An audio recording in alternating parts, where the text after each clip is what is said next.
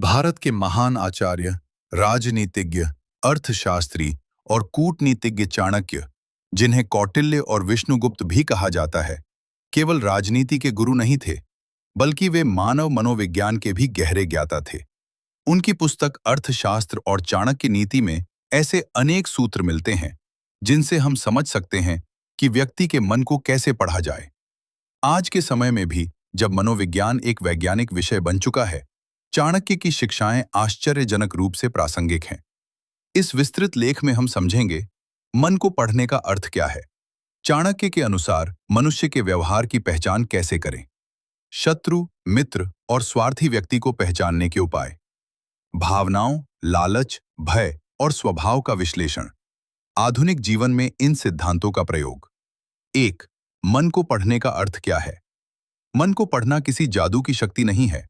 इसका अर्थ है व्यक्ति के शब्दों से अधिक उसके व्यवहार को समझना, उसकी आदतों और प्रतिक्रिया को देखना, उसकी कमजोरियों और इच्छाओं को पहचानना, उसके स्वार्थ और उद्देश्य को समझना। चाणक्य कहते हैं, व्यक्ति का स्वभाव और उसका व्यवहार ही उसके मन का दर्पण है। 2.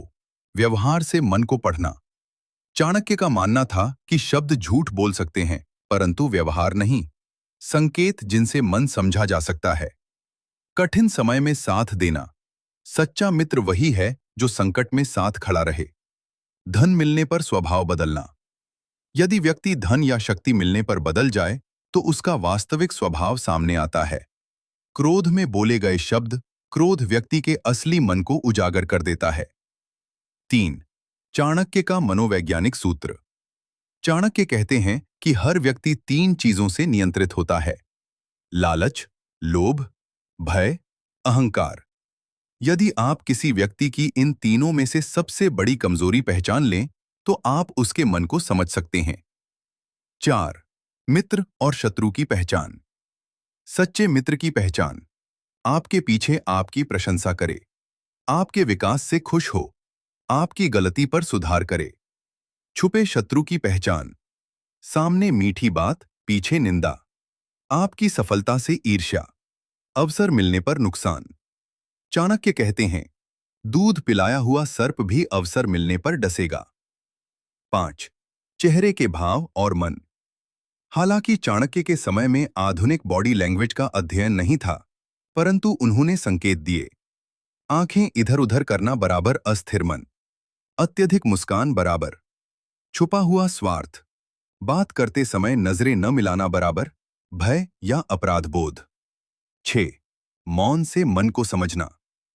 चाणक्य का एक महत्वपूर्ण सिद्धांत था, अधिक सुनो, कम बोलो। जब आप कम बोलते हैं और सामने वाले को बोलने देते हैं, तो वह स्वयं अपने मन के रहस्य खोल देता है। 7. स्त्री और पुरुष के मन का विश्लेषण। चाणक्य ने अपने ग्रंथों में लिखा है कि मनुष्य का मन परिस्थितियों के अनुसार बदलता है। उन्होंने कहा, स्त्री का मन भावनात्मक होता है, पुरुष का मन तर्क प्रधान होता है। हालांकि आधुनिक दृष्टि से यह पूर्ण सत्य नहीं माना जाता, लेकिन उस समय की सामाजिक समझ के अनुसार यह विचार प्रचलित था। 8. शत्रु का मन पढ़ने की कला। चाणक्य ने राजा को सिखाया कि शत्रु को हराने से पहले उसके मन को समझो। शत्रु को समझने के उपाय: उसके मित्र कौन हैं, उसकी कमजोरी क्या है, वह किस बात से डरता है, उसकी सबसे बड़ी इच्छा क्या है। इसी नीति के आधार पर उन्होंने चंद्रगुप्त मौर्य को प्रशिक्षित किया और नंद वंश को पराजित कराया। 9. स्वार्थ को पहचानना। चाणक्य कहते हैं, स्वार्थ से बड़ा कोई बंधन नहीं। हर व्यक्ति का कोई न कोई स्वार्थ होता है। यदि आप उसका स्वार्थ पहचान लें, तो आप उसके निर्णय समझ सकते हैं। 10. आधुनिक जीवन में प्रयोग। आज के समय में ऑफिस में सहकर्मी की बातों से अधिक उसके कार्य पर ध्यान दें। प्रमोशन के समय असली चेहरे सामने आते हैं।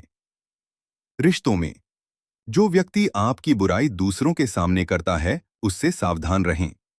जो आपकी अनुपस्थिति में आपका सम्मान करे, वही सच्चा है। व्यापार में ग्राहक की जरूरत समझें, प्रतियोगी की रणनीति पढ़ें। 11. चाणक्य के 10 सूत्र। मन पढ़ने के लिए व्यक्ति के मित्रों से उसका चरित्र पहचानो। धन के प्रति उसका व्यवहार देखो, संकट में उसकी प्रतिक्रिया देखो, क्रोध में बोले शब्द याद रखो, अत्यधिक प्रशंसा करने वाले से सावधान रहो। मौन व्यक्ति अधिक गहरा होता है।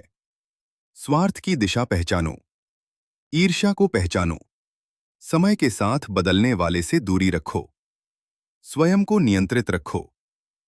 12. आत्मनियंत्रण सबसे बड़ी शक्ति। चाणक्य कहते हैं कि यदि आप स्वयं अपने मन को नहीं पढ़ सकते तो दूसरों का मन पढ़ना असंभव है। ध्यान, आत्मचिंतन, धैर्य, संयम, ये 4 चीजें मन को स्थिर करती हैं। 13. निष्कर्ष। चाणक्य की नीति केवल राजनीति तक सीमित नहीं है, यह मानव मनोविज्ञान की गहराई को छूती है। मन पढ़ने